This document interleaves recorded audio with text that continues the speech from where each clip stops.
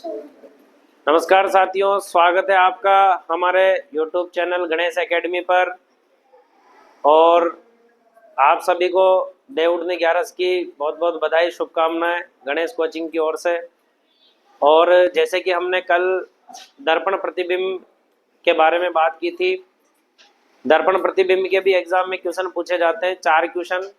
आज रेखा एवं कोण के बारे में हम बात करते हैं। अगर आप लोगों ने अभी तक हमारा चैनल सब्सक्राइब नहीं किया है तो जल्दी से हमारे YouTube चैनल को सब्सक्राइब करें और बेल आइकन भी दबा दें। चलिए तो शुरू करते हैं रेखा एवं कोण के बारे में। तो नई एक्सरसाइज है रेखा एवं कोण। रेखा एवं कोण, तो देखिए रेखा क्या होती है। रेखा, सबसे पहले रेखा का नाम आया है तो हम रेखा के बारे में चर्चा करते हैं। ये नया टॉपिक है, पिछले साल से ही ये नवोदय विद्यालय में जोड़ा गया है। इससे 2 से 3 क्वेश्चन पूछे जा रहे हैं। पिछले साल भी 2 क्वेश्चन पूछे गए थे और इस वर्ष भी। पिछले साल 2 फेज में जो हमारे पेपर हुए थे, दोनों फेज में इससे 2-2 क्वेश्चन पूछे गए थे। तो इस बार भी संभावना है कि रेखा एवं कोण से 2 से 3 क्वेश्चन पूछ सकता है। इसलिए हमें रेखा एवं कोण को एकदम अच्छे से कंप्लीट कर लेनी है। रेखा कोण हो गया, क्षेत्रफल आयतन हो गया, इधर से लाभ हानि हो गई। ये बड़ी बड़ी एक्सरसाइज है, इनमें से लगभग 2 से 3 क्वेश्चन आ जाते हैं। तो इनको हमें अच्छे से कंप्लीट कर लेनी है। उनमें से एक ये भी है, यानी कि ये सबसे इम्पोर्टेंट प्रश्नावली बन चुकी है हमारे सिलेबस के अंदर। तो देखिए रेखा एवं कोण के बारे में जानते हैं। सबसे पहले रेखा की बात करते हैं कि रेखा क्या होती है। जब हम इस तरह से किसी भी चीज को खींचते हैं, ठीक है, सीधी लाइन बना देते हैं, है ना, तो क्या होता है, इसका एक सिरा, इसको हमने नाम दे दिया क्या, ए। क्या नाम दे दिया, ए। एक सिरा, यहाँ पे हमने इसको नाम दे दिया बी। क्या नाम दे दिया, बी। इसको हमने इधर की ओर बढ़ा दिया, इसको हमने इधर की ओर बढ़ा दिया, यानी कि इन्फिनिटिव तक चलती रहे, ये भी आगे तक चलती रहे, कोई पता नहीं, ठीक है। तो इसके 2 सिरे फिक्स कर दिए हमने, ए और बी। बाकी इसके अलावा भी आगे तक या अनंत तक जारी, इसका कोई फिक्स नहीं है। तो कहने का मतलब ये हुआ कि ऐसी सीधी लाइन, ऐसी लाइन जो अंतहीन तक या अनंत तक या आगे तक बढ़ती रहे, उसका कोई माप या नाप फिक्स ना हो, वो हमारी क्या कहलाती है, रेखा। क्या कहलाती है, रेखा। क्या कहलाती है मुदीत, रेखा। क्लियर है। फिर इसके बाद तो रेखा को हमने क्या देखा, छोटे थे तो एक कहानी आती थी। हाँ, तो हम छोटे थे तो एक कहानी पढ़ते थे। कहानी क्या, एक छोटा सा चुटकुला होता था, रेखा शाहरुख खान ने देखा 10 का नोट फेंका, है ना।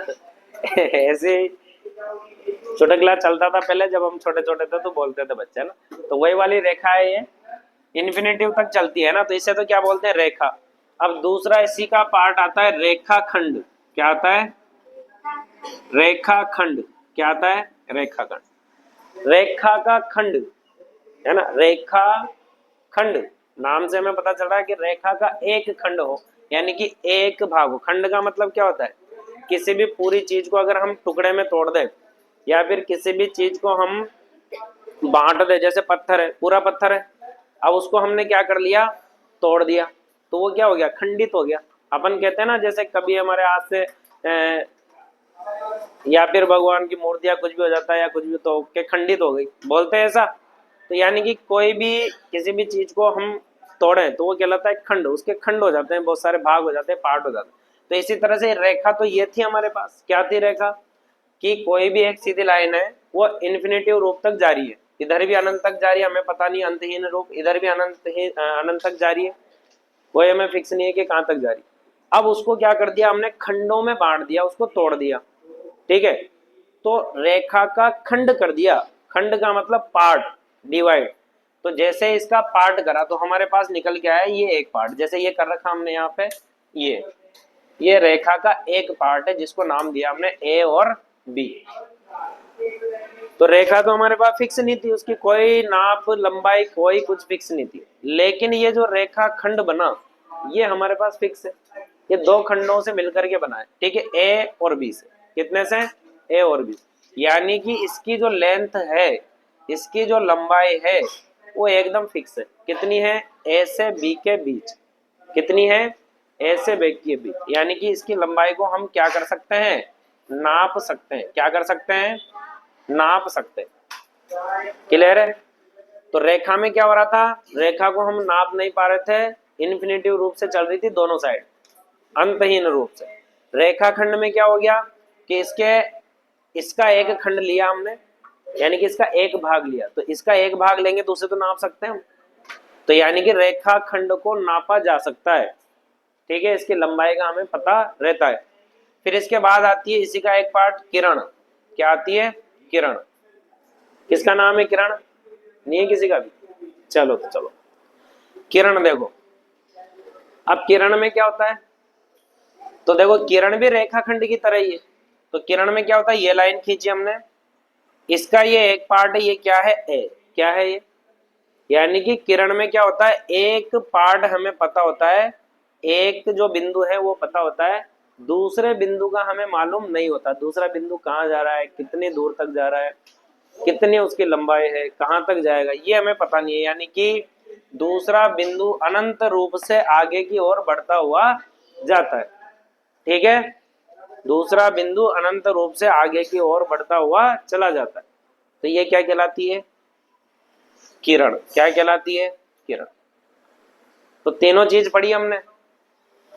रेखा दोनों दिशाओं में, दोनों दिशाओं में, दोनों तरफ अंतहीन रूप से, अनंत रूप से आगे बढ़े, इन्फिनिटिव रूप से आगे बढ़ती रहे, वो कहलाती है क्या?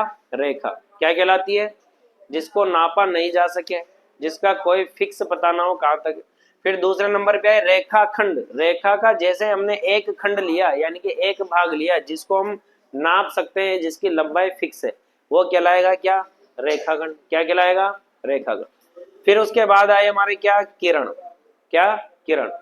किरण, किरण को क्या हुआ? देखो किरण का एक जो है बिंदु, वो हमें ज्ञात होता है कि भाई ये यहां से शुरू हो रही है, किरण यहां से शुरू हो रही है। अब शुरू का तो हमें पता है, लेकिन इसके खत्म कहाँ हो रही है, इसका अंत कहाँ है, वो हमें पता नहीं है। यानी कि ये भी एक दिशा इसकी अनंत चलती है, अंतहीन रूप में चलती है। तो तीनों के बारे में समझ में आ गया। रेखा, रेखाखंड, किरण, यहाँ से भी क्वेश्चन पूछ सकता है। तो रेखा, रेखाखंड, किरण, इनको भी हमें कंप्लीट कर लेना है। रेखा एवं कोण नाम से पूरा एक टॉपिक दिया है आपका। रेखा में से भी पूछ सकता है, कोण में से तो पूछता है दो क्वेश्चन, लेकिन अभी तक तो कोण में से पूछा, रेखा में से नहीं पूछा। लेकिन हम रेखा भी पढ़ लें तो क्या गया है इसमें? ठीक है, कोई तकलीफ है क्या इसमें? नहीं है। तो ये हो जाएगा आपका रेखा वाला पार्ट। ठीक है, अब इसमें सिंपल सा पार्ट है कि कुछ भी नाप भी दे सकता है रेखाओं के। ये रेखा है, क्लियर है। अब देखो रेखाओं के पार्ट, रेखाओं के भाग, इनको रफ कर लेते। देखो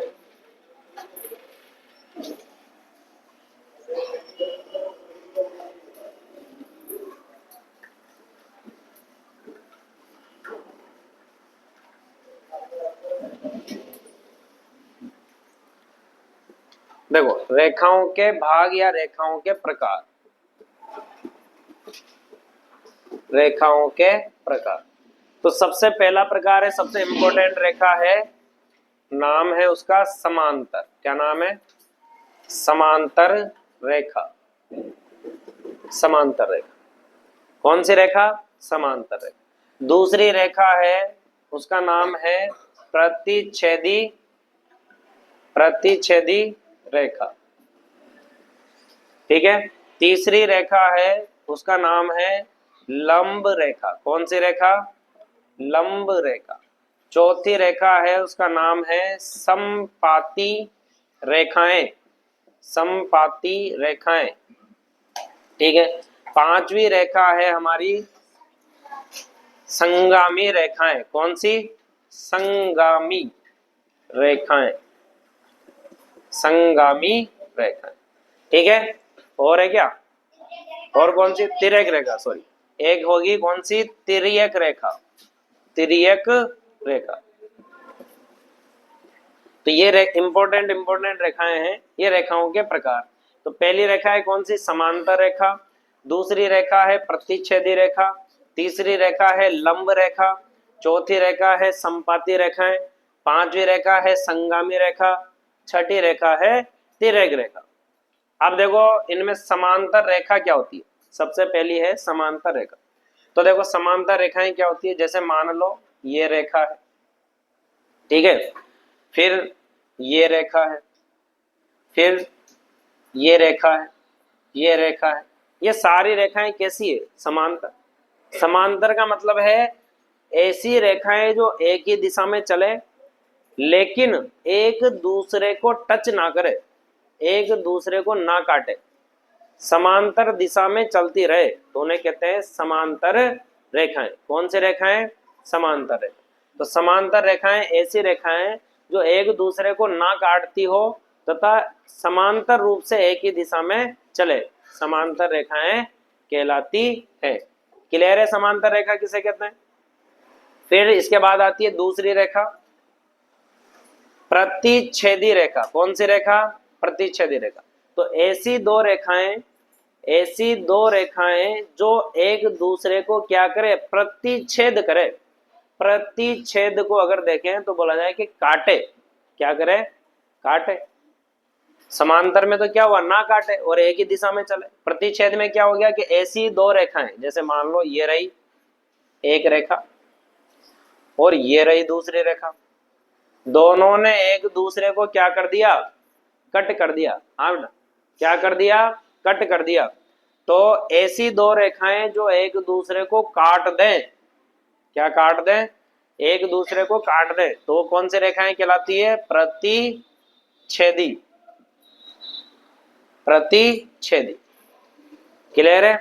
ऐसी रेखाएं जो एक ही दिशा में चले, एक दूसरे को ना काटे, समांतर रेखा। ऐसी रेखाएं जो एक दूसरे को काट दें, है ना, वो प्रतिच्छेदी रेखा है। फिर इसके बाद आती है तीसरी लंब रेखा। कौन सी रेखा, लंब रेखा। तो देखो ऐसी रेखाएं जो एक दूसरे को लंबवत रूप से काटे। कौन से रूप से, लंबवत रूप से। अब लंबवत रूप क्या होता है, इस तरह से, किस तरह से, इस तरह से काटे। चलो काट के बता दें, ये लो। तो ये कौन सी रेखाएं होगी, लंब रेखाएं। कौन सी रेखाएं, लंब रेखाएं। अब इनको लंब रेखा क्यों बोलते हैं, क्योंकि ये रेखाएं 90 डिग्री पर एक दूसरे को क्या करती है, काटती है। कितने डिग्री पे काटती है, 90 डिग्री। इसलिए ये लंब के रूप में होती है, यानी कि इस रेखा पर ये क्या है, लंबवत है, इसलिए इनको लंबवत रेखाएं बोलते हैं। ये रेखाएं, सीधा बैठ जा रणजीत, इसलिए ये लंबवत रेखाएं कहलाती है। ये एक दूसरे को लंब रूप में काटती है। जैसे इस रेखा के ऊपर ये लंब है, ये रेखाएं 90 डिग्री का कोण बनाती है। ये 90 डिग्री का बन गया, ये 90 डिग्री का बन गया। तो इनको कौन सी रेखाएं बोलते हैं, लंब रेखाएं। कौन सी रेखाएं, लंब रेखाएं। ऐसी रेखाएं जो एक दूसरे को लंबवत रूप से काटे, लंब रेखाएं कहलाती। फिर इसके बाद आती है चौथी रेखाएं। चौथी रेखा है समपाती रेखा। कौन सी रेखा, समपाती रेखा। तो देखो कौन सी रेखा, समपाती रेखा, समपाती। अब ये समपाती थोड़ी अलग है। देखो इसमें क्या होता है, जैसे ये एक लाइन है, ये एक रेखा है, क्या है ये, एक रेखा। इसी के ऊपर समांतर रूप से दूसरी रेखा रहे। कौन सी रेखा रहे, इसी के ऊपर समांतर रूप से दूसरी रेखा हो, वो कहलाती है कौन सी रेखा, समपाती रेखा। कौन सी रेखा, समपाती रेखा। कौन सी रेखा, समपाती रेखा। तो एक दूसरे के ऊपर, यानी कि दोनों लाइनें एक दूसरे के ऊपर, है ना, एक दूसरे के ऊपर रहे, दिखे ना, तो कहलाती है कौन सी रेखा, समपाती रेखा। फिर इसके बाद आती है आपकी संगामी रेखा। कौन सी रेखा, संगामी रेखा। ठीक है। तो देखो संगामी रेखा, ऐसी रेखाएं, अब रेखाएं का मतलब बहुत सारी रेखाएं हो, 3 या 3 से ज्यादा हो, तब जाकर के संगामी बनेगी। एक ही बिंदु पर काटे, जैसे ये वाली रेखा, फिर ये वाली रेखा, फिर ये वाली रेखा, फिर ये वाली रेखा, फिर ये वाली रेखा, फिर ये वाली रेखा, ऐसे करके एक ही बिंदु से बहुत सारी रेखाएं गुजरे, एक ही बिंदु से बहुत सारी रेखाएं गुजरे। तो एक ही बिंदु से गुजरे सारी की सारी रेखाएं, तो वो कहलाती है कौन सी, संगामी रेखाएं, संगामी रेखाएं, कौन सी रेखाएं? संगामी रेखाएं। फिर इसके बाद आती है आखिरी आपकी तिर्यक रेखा। कौन सी रेखा? तिर्यक रेखा। अब तिर्यक रेखा क्या होगी? दो समांतर रेखाओं, दो समांतर रेखाओं को, दो समांतर रेखाओं को जब एक रेखा तिर्यक रूप से काटे, किस रूप से काटे? तिर्यक रूप से काटे, तो वो कहलाती है कौन सी रेखा? तिर्यक रेखा। कौन सी रेखा? तिर्यक। तिर्यक का मतलब तिरछी, ठीक है। तो जब दो समांतर रेखाओं को एक तिरछी रेखा काटे तो कहलाती है तिर्यक रेखा। अब तिर्यक कौन सी कहलाएगी? ये वाली जो काट रही है, ये नहीं कहलाएगी, है ना। ये तो कैसी है? समांतर रेखाएं हैं। समांतर रेखाओं को जब कोई रेखा तिरछी काटती है तो वो तिर्यक रेखा कहलाती है। तो ये हो जाएगी तिर्यक रेखा। तो ये 6 तरह की रेखाएं पढ़ ली हमने। पहली रेखा थी हमारी, वापस से देख लेते हैं एक बार। पहली रेखा थी समांतर रेखा। समांतर रेखा ऐसी रेखाएं जो समांतर रूप से एक ही दिशा में चले, एक दूसरे को नहीं काटे, समांतर रेखाएं कहलाती है। दूसरी रेखा थी हमारे पास प्रतिच्छेदी रेखाएं। ऐसी रेखाएं जो एक दूसरे को काटे, एक दूसरे को काटे, वो कहलाती है प्रतिच्छेदी रेखाएं। तीसरी रेखा थी हमारी लंब रेखाएं। अब लंब रेखाएं ऐसी रेखाएं जो एक दूसरे को लंबवत रूप से काटे, ऐसी रेखाएं जो एक दूसरे को लंबवत रूप से काटे, लंब रेखाएं कहलाती हैं। फिर इसके बाद में चौथी रेखा थी हमारी संपाती रेखाएं।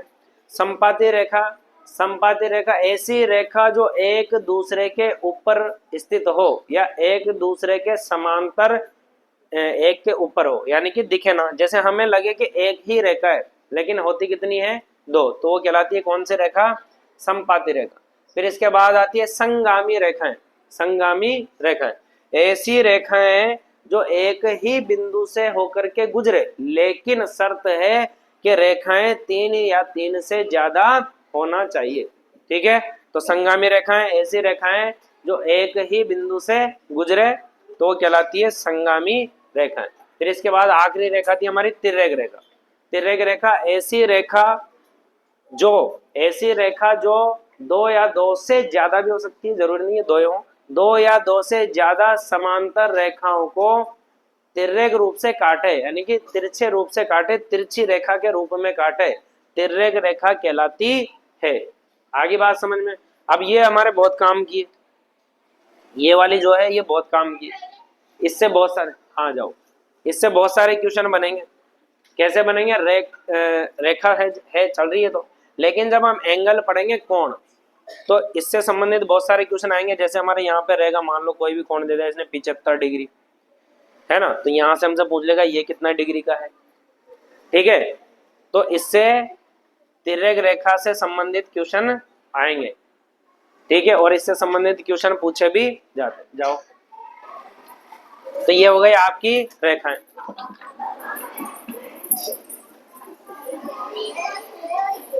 क्लियर है? ठीक है, हो गया आपका रेखा से संबंधित सारी, ये बेसिक बेसिक हो गया। अब कल कोण के बारे में पढ़ करके और फिर इसके क्वेश्चन स्टार्ट करेंगे। क्लियर है? ठीक है, मिलते हैं नेक्स्ट पार्ट में। अगर आपको वीडियो अच्छी लगी हो या आपको कुछ भी समझ में आया हो, आपसे संबंधित जानकारी हो, तो चैनल को लाइक और सब्सक्राइब जरूर करें और अपने दोस्तों को शेयर करें। ठीक, धन्यवाद।